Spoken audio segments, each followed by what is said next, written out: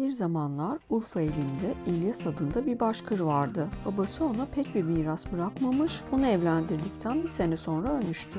İlyas o zamanlar 7 kısrağa, 2 ineğe, 20 koyuna sahipti. İşini iyi yapan bir adam olduğu için yavaş yavaş servetini arttırdı. İlyas bütün gün karısıyla birlikte çalışır, herkesten erken uyanır, geç yatardı. Bu sebeple her sene daha da zenginleşirdi. İlyas bu şekilde 35 sene çalışarak çok zengin biri oldu.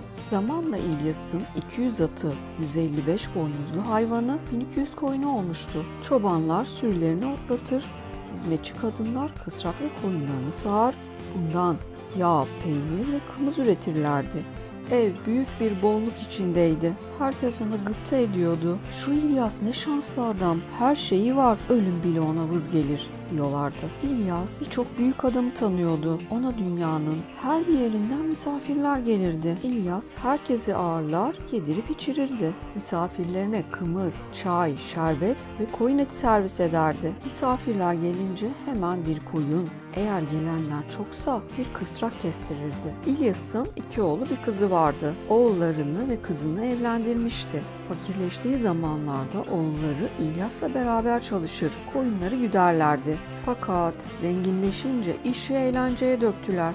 Hatta birisi çok fazla içmeye başlamıştı. Oğullarından büyüğü bir kavgada öldü. Küçüğün başına buyruk bir karısı vardı. İlyas söz dinletemediği için onlara ayrı ev verdi. Böylelikle varlığı bir miktar eksilmişti. Kısa bir süre sonra koyunları bir hastalığa yakalandı ve birçoğu öldü. Sonraki sene çok kurak geçti. Ot yetişmedi, kıtlık oldu. Bu sebeple kışın birçok hayvanı daha öldü. Ekinlerinin çoğunu Kırgızlar çalıp götürdü. Böylece İlyas'ın varlığı azaldıkça azaldı. İşleri gittikçe bozuldu. Bunların sonucunda İlyas güçten düşmüş, tamamen çökmüştü. İhtiyar yaşında kürklerini, kilimlerini, otomobillerini, eğerlerini, son hayvanına varana kadar nesi var nesi yoksa her şeyini satmaya mecbur kaldı. Tam anlamıyla fakir bir adam olmuştu. Her şeyini o kadar çabuk elden çıkarmıştı ki buna kendisi bile inanamamıştı. Artık kendi giydiği elbise, kürk,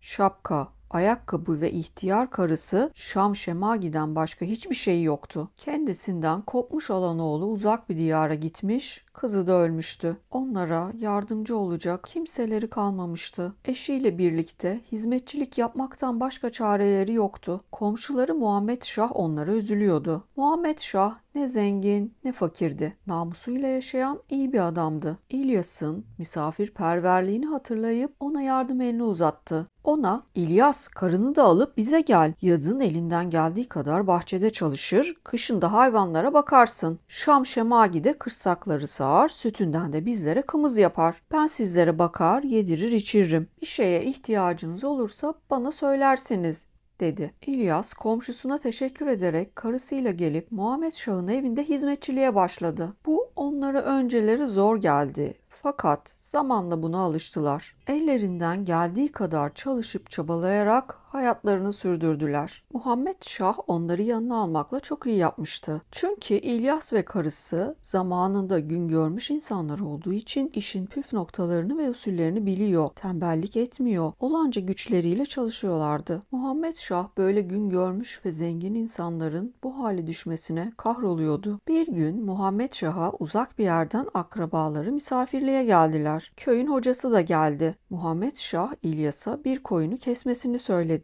İlyas koyunu kesti, pişirdi ve misafirlere getirdi. Misafirler koyunu yediler, çay içtiler. Sonra da kımızlar dağıtıldı. Misafirler ev sahibinin yumuşak minderleri ve halıları üzerinde oturup taslarla kımız içip sohbet ettikleri bir sırada İlyas kapının önünden geçti. Muhammed Şah onu görür görmez misafirlere onu gösterip "Kapının önünden geçen şu ihtiyarı gördünüz mü?" dedi. Misafirlerden biri "Gördüm, fakat bunda dikkat çekecek ne var?" dedi. "Şu var ki bu adam bizim buranın en zenginiydi. Adı İlyas. Belki duymuşsundur." "Duymaz olur muyum hiç? Kendisini görmemiştim ama şöhreti çok uzaklara ulaşmıştı. Şimdi hiçbir şey kalmadı. Benim yanımda çalışıyor. Karısı da bizim kısrakları sağıyor." Misafirler hayret edip başlarını salladılar. Ya işte mutluluk bir tekerlek gibi döner. Dönerken de kimini yukarı çıkarır, kimini aşağı indirir. İhtiyar çok zorluk çekiyor olmalı. Bilmiyorum, gördüğüme göre rahatça, sessizce işine bakıyor. Misafir, onunla konuşabilir miyiz? Bize biraz hayatından bahsetsin, dedi. Ev sahibi evet diyerek çadırın arkasına doğru seslendi. Buraya gel.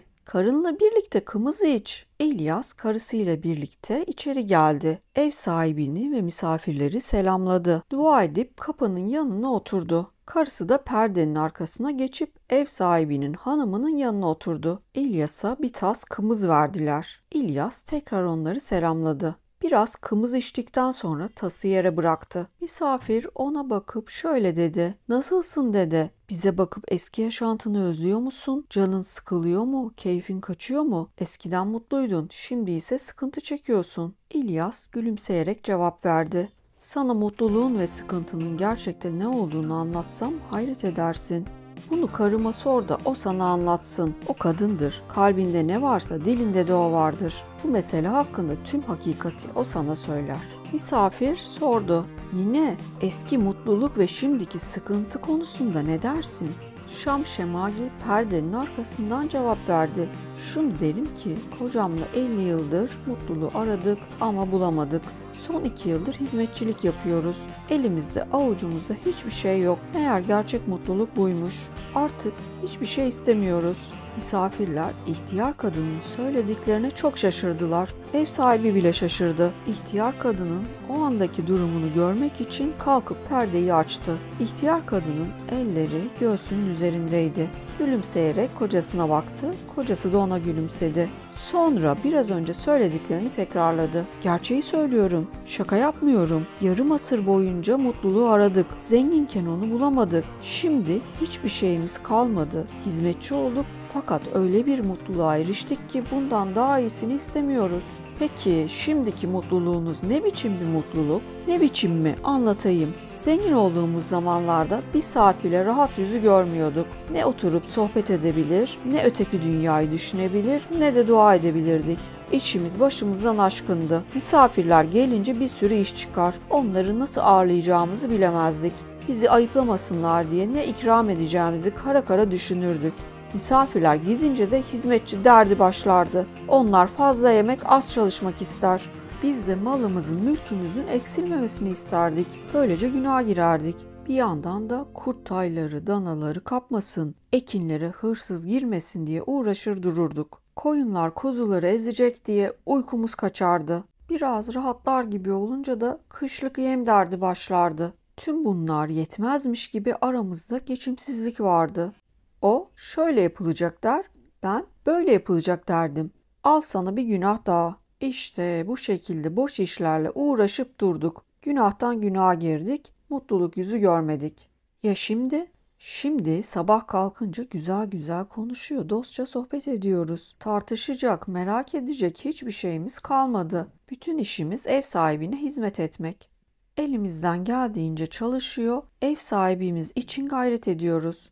Bunu isteyerek yapıyoruz. İşten dönünce yemeğimiz her zaman hazır. Güzel bir akşam yemeği var, kımız var, gocuk var, kürk var. Konuşmak için, öteki tarafı düşünmek için, dua etmek için bol bol zamanımız var. Daha ne olsun? 50 yıldır mutluluğu arayıp durduk, ancak şimdi bulduk. Misafirler güldüler. İlyas dedi ki, gülmeyin kardeşler. Bunlar öylesine söylenen laflar değil, şaka değil, insan yaşamı. Eskiden karım da ben de aptalmışız. Servetimizi kaybettik diye ağlayıp duruyorduk. Şimdi Allah bize hakikatin ne olduğunu gösterdi. Biz bunları size gülüp eğlenesiniz diye değil, iyiliğiniz için söylüyoruz. O sırada hoca söze karıştı ve bu söz haktır, hak sözüdür. İlyas hakikati söylüyor. Bunun Kur'an'da da yeri var, dedi. Bunun üzerine misafirler gülmeyi bırakıp derin düşüncelere daldılar. Beğenmeyi ve abone olmayı unutmayın.